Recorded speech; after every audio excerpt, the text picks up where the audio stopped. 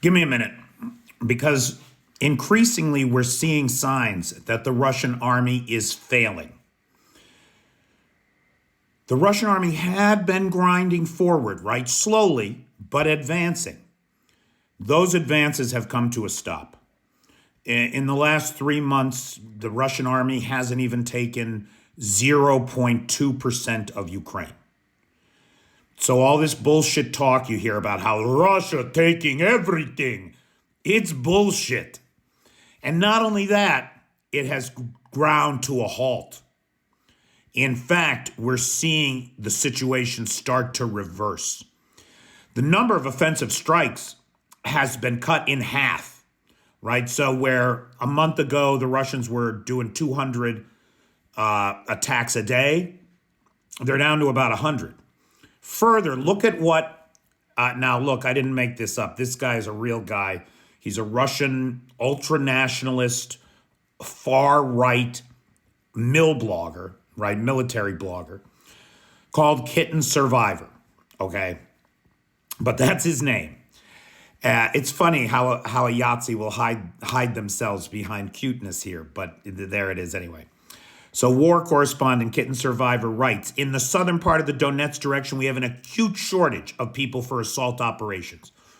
A shortage of full-fledged soldiers. The enemy is taking advantage of this, repeatedly attempting counterattacks in recent days.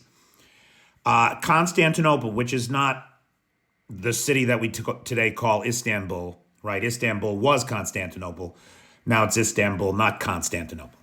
This Constantinople is a little town out in the east of Ukraine in the Donetsk region. And in Constantinople, no changes. Our forces are gathering strength. Artillery is working. However, in the Pokrovsk direction, the Ukrainians are becoming more and more brazen every day, counterattacking and even driving us out of a number of positions. And it's not just in Pokrovsk, guys. We've seen advances in Zaporizhzhia, not advances, I shouldn't say that. We've seen the Ukrainians retake Russian positions in Zaporizhzhia, in Toretsk, in Pokrovsk, in Volchansk, in Kursk. Small, little advances. The opposite, though, of what's been happening. There is no point in listing them so as not to flatter the enemy's vanity. Great line. But the situation is difficult because they are driving us out, not because of superiority, but because of the same problems with personnel. They don't have enough men.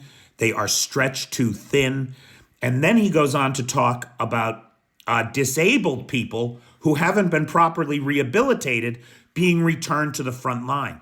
And we've seen lots of video of guys on crutches storming Ukrainian positions. I mean, you can't really say they're storming Ukrainian positions.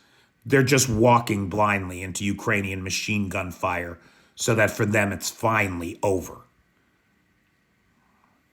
This is the current state of the Russian army. This is not the time to be talking about peace. This is not the time to be talking about Ukrainian surrender. This is the time to turn up the pressure on the gangsters in the Kremlin and their thugs on the front line and give Ukraine what it needs to get this job done.